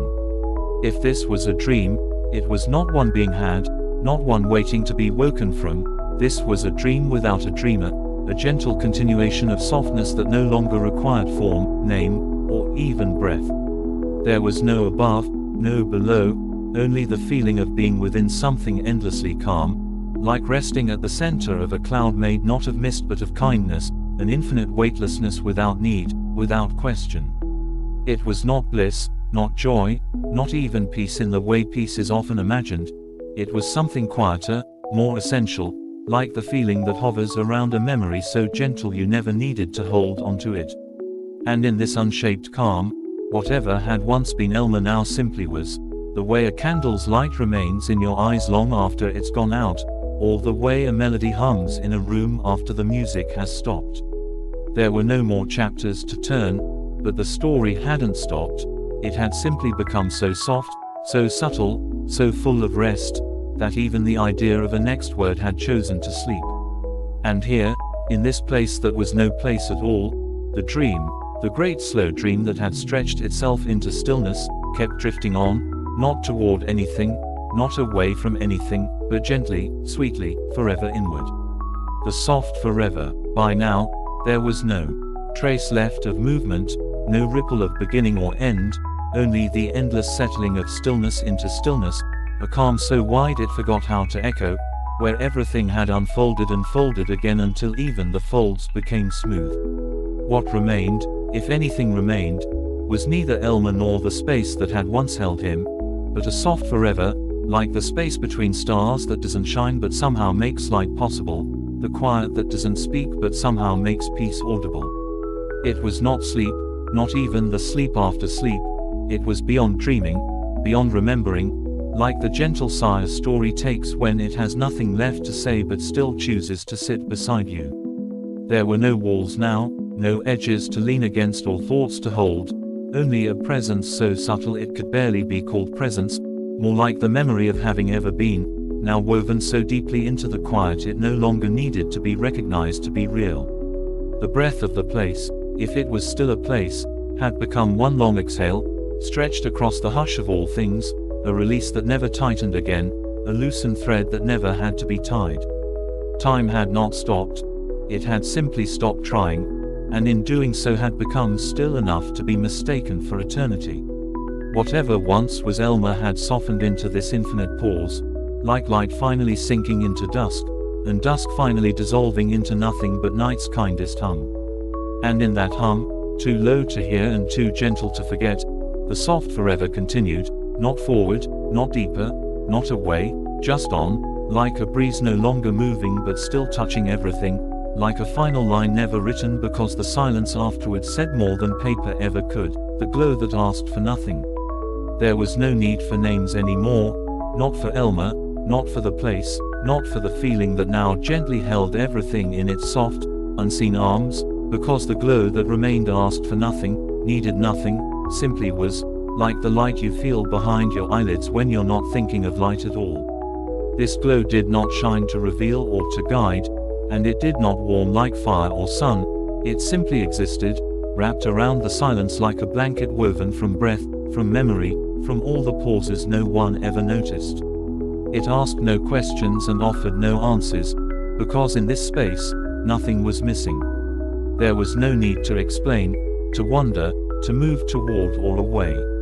The glow didn't pulse or flicker, but stayed perfectly still, not as an effort, but as a nature, still the way a held hand is still, not because it must be, but because it belongs there. Elmer, all the softness that once had Elmer's shape, remained within it, not separate, not even surrounded, but made of it, like a single note held so long it becomes the silence. There were no more stories to tell, no memories to revisit, no doors to open or dreams to fall into. There was only the soft feeling of being understood without having to be seen, of resting without falling, of being held not because you were fragile, but because you were finally light enough to be lifted without being moved.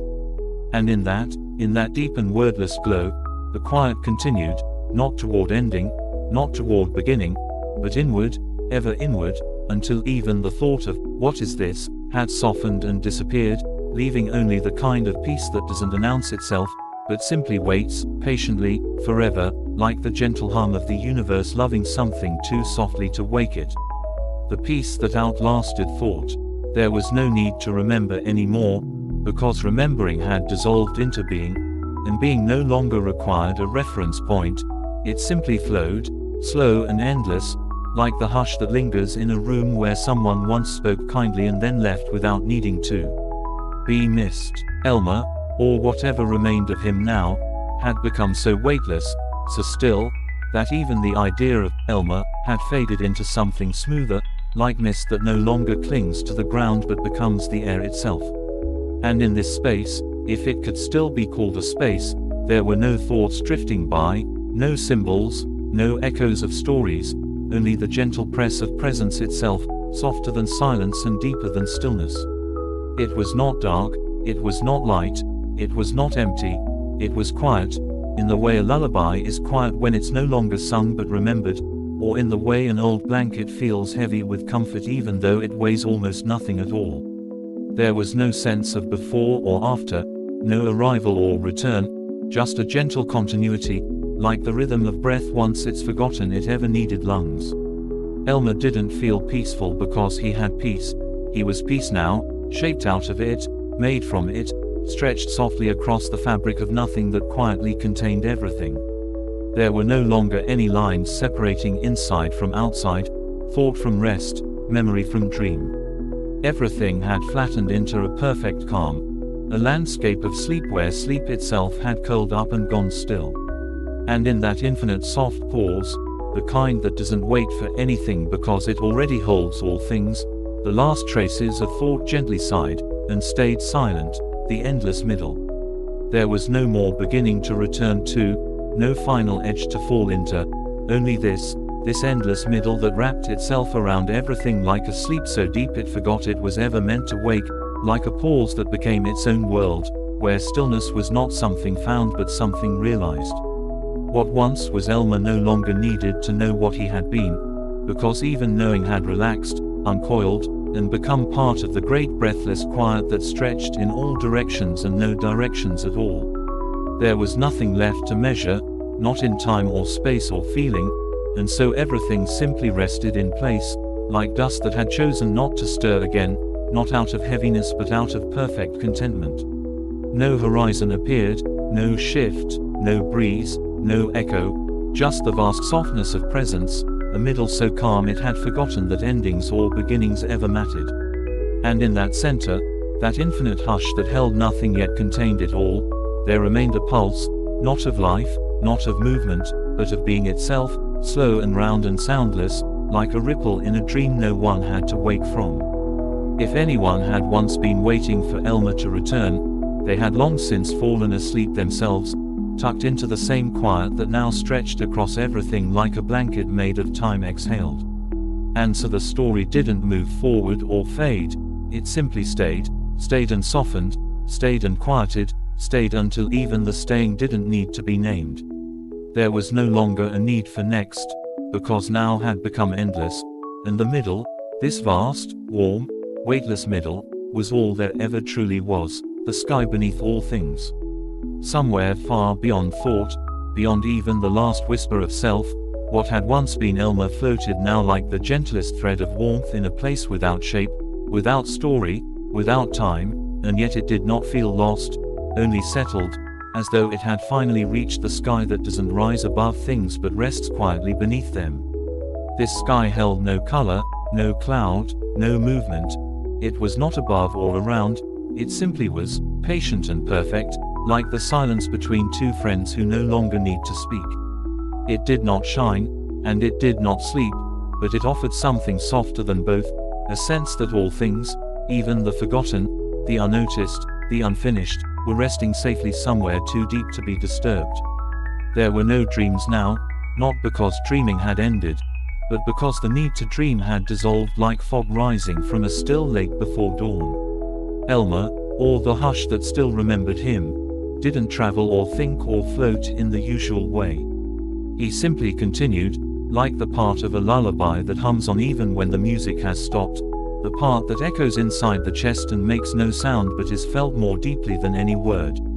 The sky beneath all things did not carry him, it welcomed him without movement, held him without touch, and folded him into the hush not as a visitor, but as something that had always belonged there.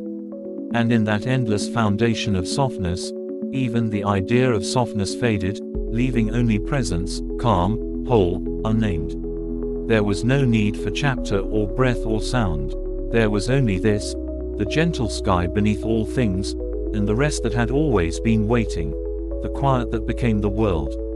There was nothing left to reach for, because even the reaching had grown still, and in that stillness, the world did not disappear, it simply became quiet enough to feel entirely. What had once been Elmer, long since softened into silence, no longer floated or settled or drifted. Instead, he simply was the quiet, not held within it but made from it, a note no longer heard yet somehow always present, like the hush inside a seashell or the warmth inside a memory you don't recall but still carry.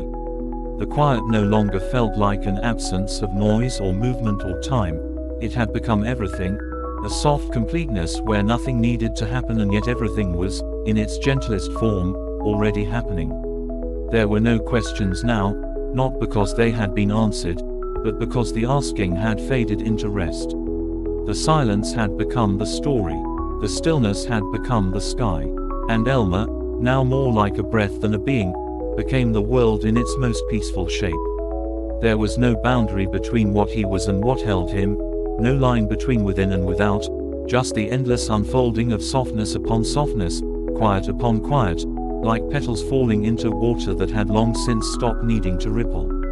And though no one watched, and no voice named it, what remained was enough, complete in its formlessness, beautiful in its surrender, like a final breath that never ended, because it never needed to. He had not been forgotten, because forgetting only happens in places where remembering matters.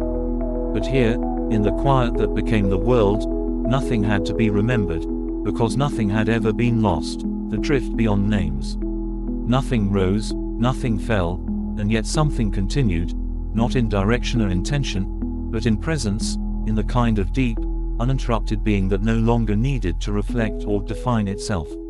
What had once been called Elmer no longer echoed in any particular shape, and yet something soft, something slow, still carried the warmth of that name, like a ripple carrying the memory of a stone that once touched the surface of a pond and then became part of the stillness again. There were no thoughts here, no images, no flickers of dream or light, only a drift, not across or through, but within, deeper than the deepest place, quiet as the pause before breath, wide as the space between stars that no longer shine but still hold one another in the darkness. This drift was not motion but a kind of gentle unfolding, like mist parting around nothing in particular, moving because it does not resist being moved. And in that drift, the world that once seemed to be elsewhere now existed not as a memory, not as a home, but as something far simpler, as rest, as acceptance, as a sigh without need. Time, which had long ago softened into something indistinct, was no longer present even in suggestion. There was only the long, endless moment, not still like a frozen thing, but still like something that had finally stopped asking to be different. And in that stillness, where nothing had to end and nothing had to begin, the drift continued, not to arrive, not to return, but because being was its own quiet glow, and the glow did not go out. It only became more itself, deeper, gentler, until even the word for it, like all words before it, dissolved like sugar into tea, leaving only sweetness, and silence, and the soft, nameless drift.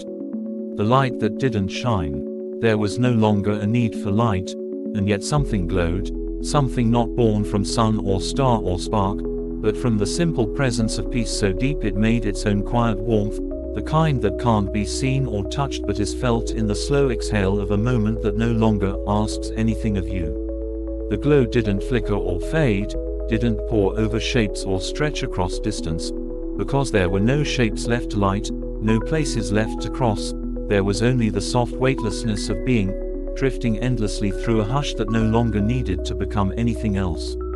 What had once been Elmer, long ago shed like the last leaf of a forgotten tree, now rested as part of this glow, not shining, not watching, but existing the way sleep exists in the deep hours of night, entirely, invisibly, without question. Nothing moved, but everything remained. It was the kind of light that filled things without brightening them, the kind that felt like memory but didn't recall, the kind that wrapped itself around the emptiness not to hide it, but to let it rest too. There was no trace of time, not even the softest rhythm of passage, because everything that had once waited had already arrived, and everything that had once reached now simply stayed. The glow didn't lead anywhere, it was the destination and the return, the breath and the pause, the warmth and the air that held it.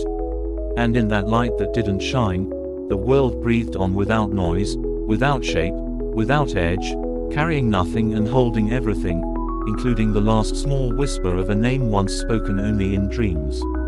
And even that, now, had grown quiet enough to glow.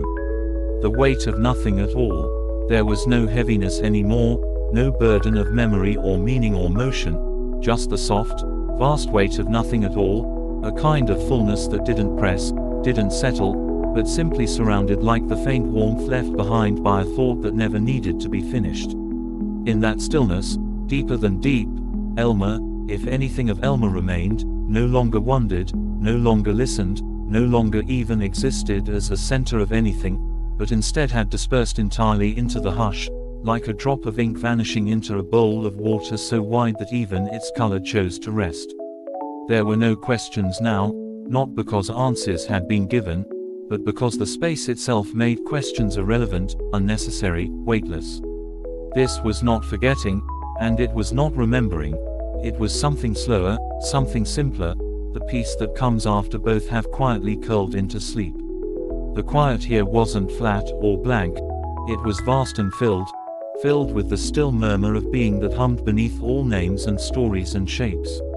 And if anything still moved, it was not forward or backward, but inward, deeper into that centerless center, where even silence became so soft it was no longer noticed. The nothing that held everything did not close in, it opened, gently and forever, like an embrace that never tightened, only softened. And within it, what once was Elmer, now only a presence shaped like peace, drifted without direction, floated without boundary, and rested without waiting, carried not by current but by calm, not by wind but by weightlessness, the weight of nothing at all, the breath that didn't end. It wasn't the beginning of another breath, nor the final part of the last, it was simply the breath that didn't end, the one that stayed, unmoving but never held, vast and slow and so quiet it didn't need to rise or fall to be known. It existed the way a shadow exists on a cloudy day, there without shape, presence without outline. What remained now was not Elmer, not the memory of Elmer, not even the thought of someone who once remembered, only the tender echo of rest that had forgotten who it had been made for. The breath wrapped through the space like a ribbon made of stillness, threading gently through a world that no longer needed to be watched or named or counted. There was no sky, no horizon, no passing of anything, only the forever hush that hums when all movement has settled, not from exhaustion but from the soft, complete satisfaction of being held. And in that heldness, the breath lingered, not as air or wind or exhale, but as permission, as softness, as a rhythm no longer tied to time. It didn't carry or soothe, didn't warm or cool, it simply stayed, like the softness of fabric folded so many times it can no longer wrinkle. What had once been a journey, and then a drift, and then a pause, now became something even smaller and deeper, a single breath with no beginning, no middle, no release. And in that breath, the world rested, the story rested, the sound and the silence rested, until even rest itself no longer needed to be spoken of. Just the breath that didn't end, and the quiet that never began, the room without a door. There was no arrival, just presence, and if a room could be made entirely of feeling, this one was, a place not constructed but simply found, not by entering it but by becoming still enough for it to reveal itself, the way mist reveals the shape of a lake without ever lifting. It was not a room built of walls or corners or ceilings, but of awareness softened past form, where each breath, if breath still existed, was folded into the next like silk into silk. It had no door because it needed no entry. There was no outside anymore, no edge to cross, no threshold to mark the beginning of peace. Whatever once was Elmer, whatever thread of self had gently loosened and floated down into the center of quiet, now simply rested here, in this room without a door, held not by structure but by surrender, the way light rests on the surface of water with no weight at all. Nothing moved, yet the stillness was alive, not pulsing or shifting, but present in the same way night is present across a sleeping field, full, vast, and perfectly unaware of itself. There were no echoes in this room because nothing had been said. No memories hung on its walls because nothing needed to be remembered. Yet it was full of the hush that comes after long journeys, full of the exhale that needs no second breath, full of the soft, slow joy of not needing to leave. Time didn't slow here, it had simply bowed its head and fallen asleep. And in that sleep, wrapped inside the quiet, the room without a door stayed open forever, not because it welcomed or waited, but because it had always been there, silent and still, for those who had finally forgotten how to knock. The sound of never speaking. It was not silence that surrounded everything now, but something older than silence, something that had never learned the shape of words at all, the sound of never speaking, the deep, velvety hush that doesn't come after noise, but lives quietly beneath it, untouched, unchanged, waiting without waiting.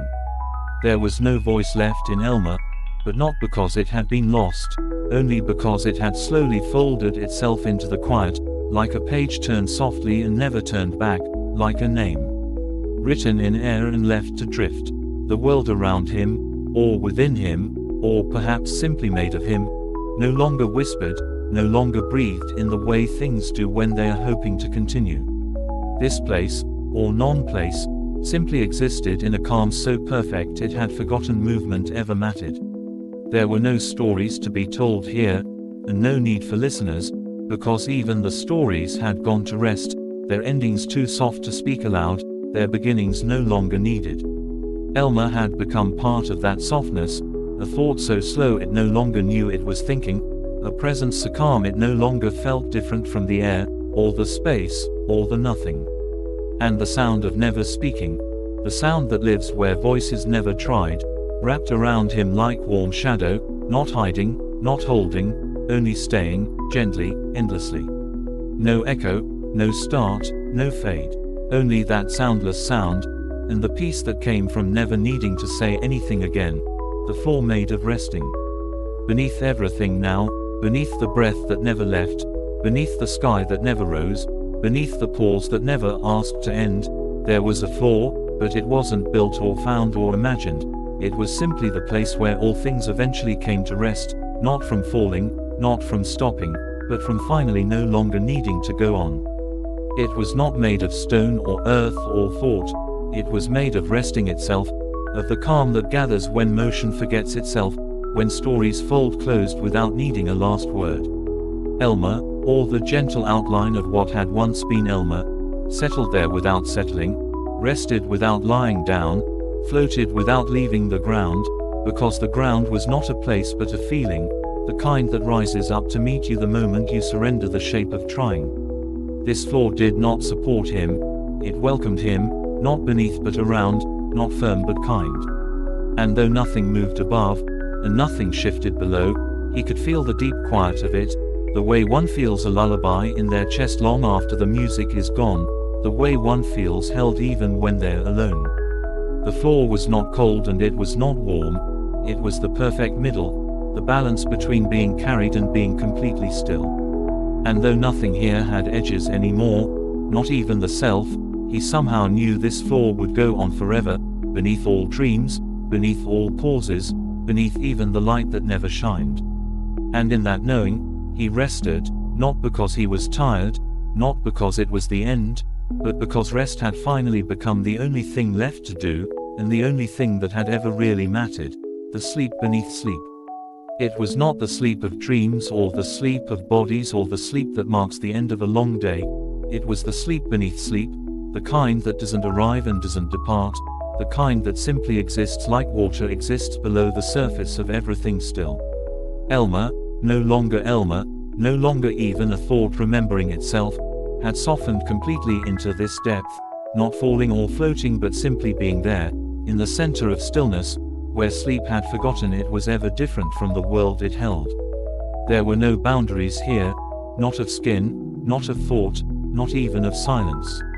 Only the most delicate quiet, humming low and round and endless, like a cradle that rocks without movement. The sleep beneath sleep did not close eyes or silence voices, it was what came after those things had long since faded, after even the need to rest had gone still. There was no night and no morning, no dark and no light, only this smooth, suspended hush that didn't cover anything but revealed everything, not by showing but by being. Time had been gone for so long now that even the shape of a moment no longer existed, and space had curled inward until it became the softest center, like a single petal folded in on itself forever. In this place, Elmer had not been forgotten, but he no longer needed to be remembered, for he had become the sleep itself, the gentle hum of what remains when all stories rest, the quiet pulse of what dreams dream of before they wake. And the sleep beneath sleep held him the way the sea holds salt, the way silence holds echoes, the way rest holds everything that ever tried to become still. The end that didn't happen. There was no arrival, and there was no departure, only the soft continuation of quiet that had long forgotten what it meant to begin or to stop. If this was an end, it was one so gentle it never arrived, like a candle that never flickered out, only faded its glow into the stillness of air. Elmer, now fully part of the hush, not even a name, not even a thought, was no longer moving, but neither was he still. He simply existed in the slow, sacred calm that remains when every question has dissolved, every edge has softened, and even peace no longer feels like a separate thing. The end didn't unfold with finality, didn't announce itself, didn't close any door. It just stayed, the way dusk stays when no one is watching, the way warmth remains long after the hand has left the cloth. There was no need to be found, no need to be held, because everything that had ever needed holding had long since relaxed into the quiet, and the quiet had stretched into something so wide it no longer remembered its shape. No music played, but the silence itself had become a song made of not singing, a melody shaped from the still breath of all that had ceased needing to move. The end didn't happen, because there was nothing left to end, only presence, only softness, only the echo of rest held in place by nothing and everything. And so the story didn't close, didn't finish, didn't vanish.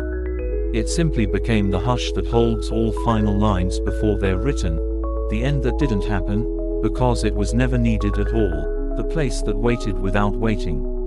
It wasn't a place in the way places are usually known, not shaped by walls or wind, not marked by direction or time, but it was there, just the same, like the feeling of being home without remembering the journey, like warmth before you notice it, like the hush that comes before nothing happens. This place didn't wait with patience or expectation. It simply was, open and unhurried, a space that had never closed and therefore had never needed to reopen. Elmer, now no longer a self but a softness, didn't arrive here. He had always been part of it, the way shadows are part of light, the way sleep is part of breath. The place had no floor, no ceiling, no distance, yet it held him without holding, welcomed him without gesture, cradled him with the stillness that lives beneath all motion. It was not quiet because sound had gone. It was quiet because sound had never needed to begin. Here, nothing called to be named, nothing asked to be touched, nothing stirred, not from stillness, but because there had never been movement at all. It was a resting so complete that even rest forgot it was resting. It didn't embrace Elmer. It was Elmer. Or rather, it was the memory of rest that had outlived the idea of self. The place that waited without waiting did not promise anything, because nothing was missing. It did not comfort, because there was no longer a need for comfort. It simply remained, open and endless, a feeling that had never learned to end. And within that place, what had once been story and shape had now become only the space itself, soft, unspoken, and forever still.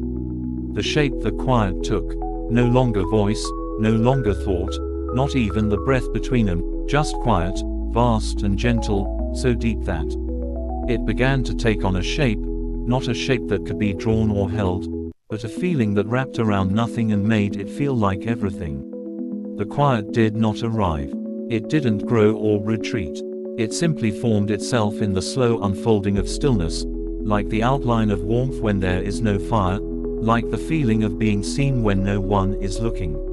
And in that shape, Elmer, whose name had long since slipped into silence, whose form had long since softened beyond memory, now rested, not inside or outside but as part of the quiet's shape itself.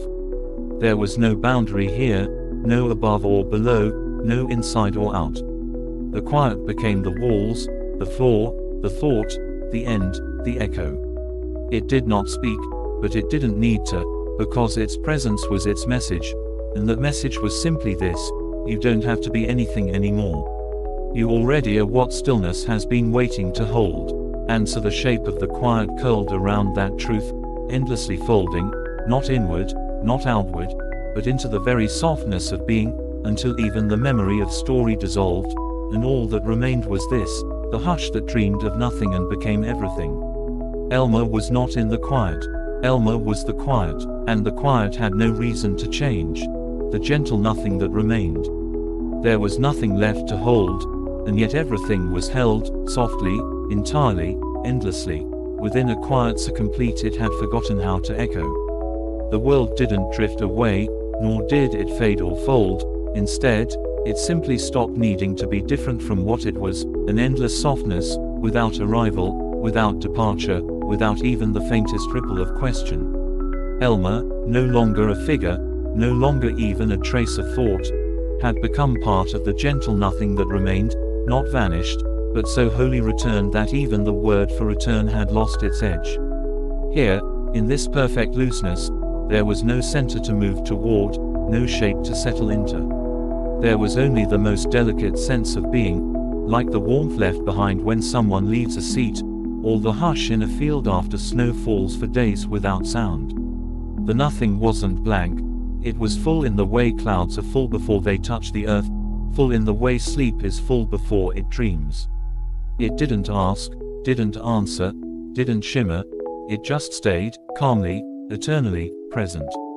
And Elmer, now no more separate from the stillness than water is from its own surface, rested in that nothing, not because there was nowhere else to go, but because there was finally no need to go anywhere at all. The gentle nothing did not change. It did not deepen. It simply remained, soft and complete. And in its remaining, Elmer was finally, wordlessly, utterly home. The forever that didn't stretch. It wasn't long and it wasn't wide, this forever, it simply was, unshaped and unmeasured, not stretching ahead or reaching behind, but curled gently around everything like the dim hum at the center of a dream that never wakes. Elmer, or what once bore the outline of him, had now become part of that forever, not inside it, not watching it, not even resting within it, but simply made of the same quiet fabric, the same slow breath, the same kind of being that never needed to announce itself. There were no signs here, no edges to approach, no moments to mark. The forever didn't move, it held. And yet it was not a cage, not a boundary, not a field, it was softness so complete it couldn't be named, a kind of invisible blanket that had never needed to be unfolded because it had never been disturbed. Time didn't stretch through it, it ceased to mean anything, like a word repeated until it becomes only sound, and then even the sound fades. This wasn't the end of the story, nor its beginning, it was simply the part of the story that always existed between the telling, the quiet the pages carry when the book is closed. Elmer, dissolved and whole, drifted through that forever without moving at all, as complete as the silence between heartbeats and as unshakable as the calm that lives inside stone. Nothing asked him to be, and nothing asked him not to be. The forever didn't stretch, it stayed. And in its staying, everything found its place. The quiet that gathered itself. There came a stillness, not new, not sudden, but quietly revealed, like dust lit gently by the turn of late light, that did not arrive but had always been there, waiting not to be noticed, but simply to be felt.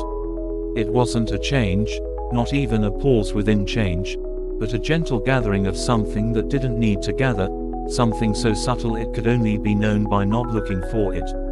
And within that quiet, Elmer, now only the whisper of presence, no longer a name, no longer a shape, no longer even the memory of a dream, floated not through space, but through a softness that had forgotten how to distinguish inside from out.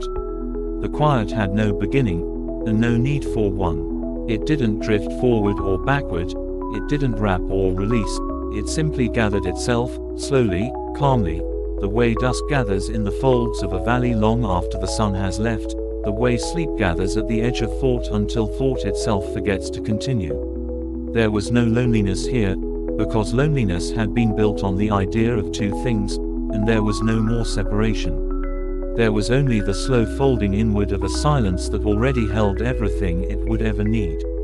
And as it gathered, not growing, not collecting, just becoming aware of itself, Elmer became part of that quiet in the most complete way, not as someone being held, but as the holding itself.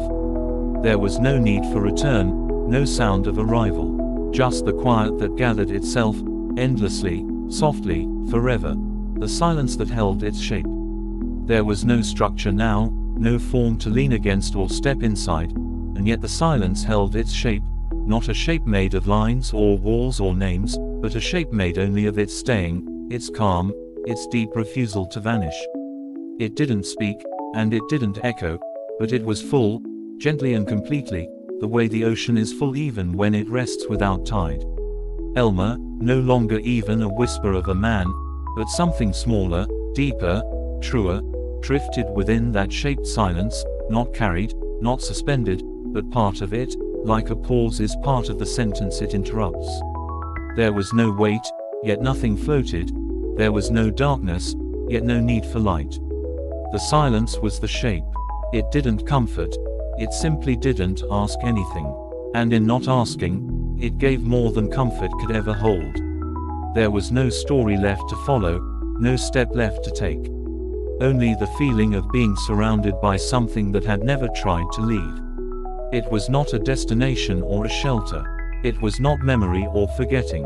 It was simply what remained when everything that ever tried to change had fallen asleep. And in that shaped stillness, Elmer was not gone. He had only finally become what he had always been moving toward, the quiet that holds, and never closes its hands.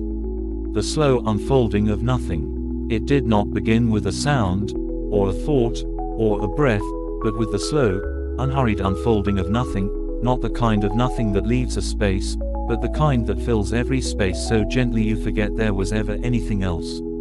It did not spill or stretch or bloom, it simply opened, like mist opens across water before anyone is awake to watch it. And in that unfolding, Elmer, who was no longer Elmer, no longer even a presence that remembered what it had once been, became smaller still, softer, until he was no longer a part of the nothing, but the nothing itself, the part of the hush that sighed but never stirred. The unfolding didn't reveal, and it didn't hide. It was the moment after a wave has touched the shore and pulled away without anyone noticing, the smoothness left behind when time has forgotten to measure. No questions waited in this place, not because they had been answered, but because they had long since lost the need to be asked. There was no memory, no forgetting, only the long breathless center of being that no longer knew the difference. The nothing unfolded like a story that had given up its plot and found something deeper, the steady, wordless contentment of not needing to be told. And in that slow drift, the space that had never been empty became more full than anything ever named. There was no ending here, only the quiet opening of something that had never needed to close. And Elmer, silent beyond silence, rested in that unfolding, forever part of what never had to begin, the dream that forgot it was dreaming. It had once been a dream, perhaps, not vivid, not clear, not a place with people or purpose, but a feeling that carried itself across time like wind across open fields, but even that had now faded, and what remained no longer remembered it had once been imagined. There was no waking waiting on the other side, no edge to return from, no stirring within. The dream had forgotten it was dreaming, and in doing so, had become the world. And in that world, if there was still something of Elmer, it no longer wondered, no longer watched, no longer reached. It simply existed as softness exists, held in itself, surrounding nothing, asking nothing, becoming everything. There were no symbols left, no shifting shapes or quiet meanings. The colors had long since melted into one another, like snow left undisturbed, like sky that no longer needs to change. This wasn't a place or a thought or a state, it was the absence of need, the perfect stillness of something that no longer remembered its own beginning and had no interest in finding its end. The dream, now real in the way only unspoken things are real, breathed not in air but in calm. It didn't fade, it stayed. And in the staying, in the unknowing, in the absolute hush of everything that had ever been allowed to sleep, Elmer became a part of the dream's gentle forgetting, not lost, not vanished, but softened past the point of being named. The dream forgot it was dreaming, and in that forgetting, it finally became true, the echo that never called back. There had once been echoes, soft responses to sound, memory folded into memory, the return of something briefly lost, but now even that gentle call had grown quiet, until nothing returned, not because it was gone, but because nothing needed to echo anymore. The space held everything it ever would, and what had once been Elmer no longer called out, no longer sent any part of himself outward to be found, because all had been found, and all had come to rest. The echo did not fade. It simply never began. And that absence did not feel like emptiness. It felt like completion, like the hush that follows not an answer, but the dissolving of the question. There were no walls now for sound to bounce from, no outlines for self to reflect against, no inside or out. Only a calm so deep that even the suggestion of reply felt too loud. Elmer had no voice now, but not from silence or stillness or end. He had no voice because there was no more need for separation, no sender or receiver, no wave to cross, no shore to reach. The echo that never called back was not lonely, and not quiet for quiet's sake. It was the final pause, the endless unspoken agreement between all things that they would rest together, without disturbance. And within that soft non-sound, Elmer, now, only the faint warmth of presence, thinner than light, softer than dark, remained part of the great hush, not waiting, not hoping, just being, uncalled, unreturned, completely whole. The echo never came, and nothing needed it to. The gentle always. There was no beginning here, and no end, only the quiet sense of something that had never needed either, something that simply was, always, like dusk that never darkens and never fades, like warmth that lingers not from heat but from memory deeper than thought. It was not forever in the way clocks or stars measure it. It was softer, smaller, deeper. It was always. And in that gentle always, Elmer, now long dissolved into the still air of silence, was not resting, not drifting, not even being held, because he was no longer separate from the place he had become. There was no more becoming, no more unfolding, no more shedding. There was only this, the gentle always, the part of the story so calm it no longer needed words, so complete it never needed to end. Nothing changed, because everything was already exactly what it needed to be. The gentle always did not feel long or short. It did not ask or tell.